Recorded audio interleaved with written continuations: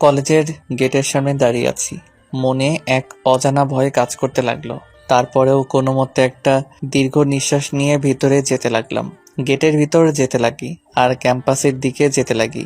ঠিক তখনই দেখলাম সেখানে কিছু ছেলে মেয়ে ভিড় করে আছে, আর আমি চিৎকার চেঁচামেচির আওয়াজও শুনতে পেলাম। তাই আমিও সেখানে চলে গেলাম আর দেখতে লাগি ভিড় করার ঘটনাটা কি। আমি ভিড়ে গিয়ে দেখলাম একটা মেয়ে একটা ছেলেকে সজোরে থাপ্পড় দেয় আর ক্যাম্পাসের সমতল ভূমিতে ধাক্কা মেরে ফেলে দেয়। আরো দেখলাম সেখানে কিছু ছেলে পেলে আছে যাদের হাতে হকি স্টিক। ছোট লোকের বাচ্চা, তোর সাহস কি করে হলো আমার মুখে মুখে তর্ক করার? আমি একটু টিচার রুমে আমার কাজে যাচ্ছিলাম, তখন তুমি আমাকে বলছিলা ক্যান্টিন থেকে নাস্তা নিয়ে সোজা তোমার টেবিলে দিয়ে যেতে, কিন্তু আমার আগে টিচার রুমে কাজটা শেষ করতে হবে। আমি অনেক তাড়ায় ছিলাম, তাই আমি সেখানে চলে গেছিলাম। প্লিজ অরিন, আমাকে ক্ষমা করে দাও। তোর সাহস তো কম না, আমাকে তুমি করেও আমার নাম ধরে ডাকতেছিস? এই ছোট লোকের বাচ্চা, তোর সাহস তো কম না। এই তোরা এটার হাড্ডিগুলো ভেঙে দে। বলতেই ছেলেগুলো সেখানে পড়ে থাকা ছেলেটাকে মারতে লাগে। এই ছোট লোকের বাচ্চা, যখন আমি কিছু বলবো তখন যদি তোর হাজার কাজ থাকে সেটা বাদ দিয়ে আগে আমারটা করতে হবে, বাকি সব পরে, বুঝছিস?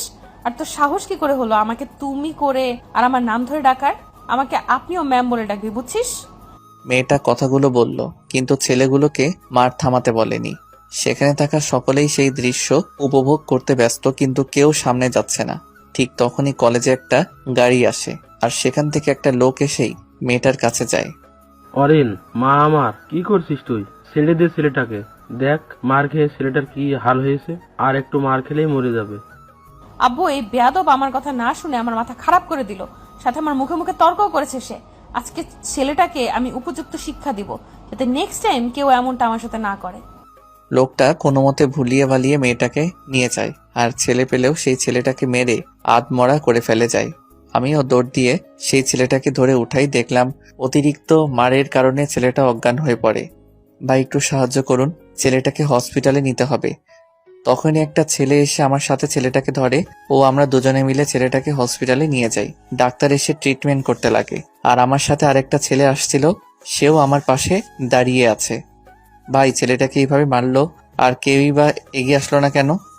আসলে যদি কেউ এসেই ছেলেটাকে বাঁচানোর চেষ্টা করত, তাহলে সেই মেয়েটা যে যেত তাকেও ছাড়তো না।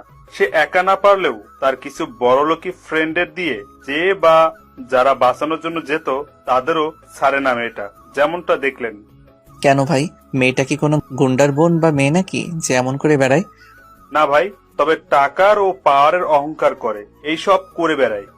বাহ, তো মেয়েটা কি কোনো বড় লোকের মেয়ে নাকি? হ্যাঁ ভাই, বড়লোক বলতেই পারেন, তবে শুধু বড়লোক